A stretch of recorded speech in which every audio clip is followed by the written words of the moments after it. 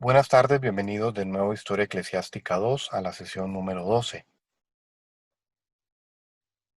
La última vez que hablamos de Francia estaba gobernada por Luis XIV. Él fue rey de 1643 a 1715. Fueron 72 años de reinado, un reinado sumamente extenso. Luis XIV tenía como propósito que Francia se convirtiera en la potencia europea, pero además logró que Francia se convirtiera en una potencia colonial, con múltiples territorios en otros continentes. A Luis XIV se le llegó a llamar el Rey Sol, no solo por la ambición de hacer de Francia la potencia hegemónica, sino por el culto a su persona, por su estilo de vida, ostentoso, fastuoso, opulento. Él logró que Francia fuera un referente en ámbitos como la cultura, la moda, incluso la gastronomía, y más importante aún, el lenguaje. El francés se convirtió en el idioma de las élites europeas. Pero las guerras y extravagancias de Luis XIV dejaron muy comprometidas las finanzas del Estado durante los últimos años de su reinado. Este es un cuadro de Hyacinthe Rigaud de 1701, representando al rey. Pero no podemos dejar de hablar de Luis XIV sin hablar de Versalles. Él mandó a reformar y a reconstruir completamente y ampliar un antiguo edificio que se usaba como descanso cuando la realeza iba de cacería. Versalles se convirtió en un monumento imponente, no solamente por sus cientos y cientos de habitaciones, ni por sus amplios salones llenos de lujo.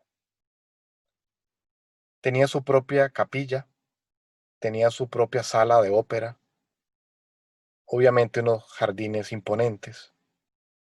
Podríamos dedicar una clase completa a hablar de Versalles. Podríamos hablar de su arquitectura, de todo el lujo que contenía, de todo lo que sucedía y se hacía dentro de Versalles. Sin embargo, solamente diremos que era un reflejo del propio Luis XIV, de su imagen de opulencia, lujo, poder, extravagancia y riqueza. Sin embargo, durante su largo reinado, Luis XIV tuvo que ver tristemente morir a sus hijos, nietos, y le tuvo que suceder un bisnieto, quien tomó el nombre de Luis XV y gobernó de 1715 a 1794. Dicho sea de paso, también fue un reinado muy largo, 59 años. Sin embargo, Luis XV no era un hombre de Estado como su bisabuelo, en el mismo sentido. Podríamos decir que fue hasta indiferente. De hecho, al final de su reinado, Francia había perdido la mayor parte de su imperio colonial y las finanzas estaban en un estado todavía más precario. A él se le atribuye la frase, después de mí, el diluvio. No es seguro que él haya dicho tal cosa, pero es un hecho que estaba muy consciente de la necesidad de reformar al Estado francés. Es seguro que sabía que era urgente tomar medidas para mejorar la situación de Francia en general, pero no hizo absolutamente nada, y el problema le estalló a su sucesor. Este es un cuadro de Maurice Quentin de la Tour, pintado en 1748. ¿Qué sucedió? Bueno, Luis XVI, cada vez más apremiado por las deudas del gobierno y por la escasez de fondos del Estado francés, se vio la necesidad de convocar los Estados Generales, una especie de parlamento.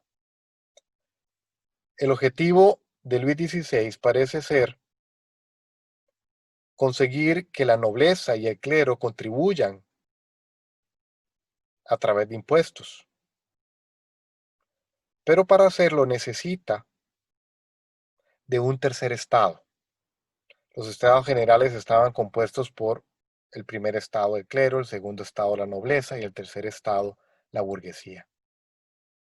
Es decir, las clases ricas pero que no pertenecían a la aristocracia francesa. Nos referimos a comerciantes, banqueros, profesionales. Para conseguir su objetivo, Luis decide reformar los estados generales de manera que el tercer estado, la burguesía, tenga más peso, más votos en las decisiones de los estados generales y así lograr doblegar al clero y la nobleza que sin duda no iban a estar dispuestos a pagar impuestos voluntariamente. Sin embargo, las cosas tomaron giros inesperados.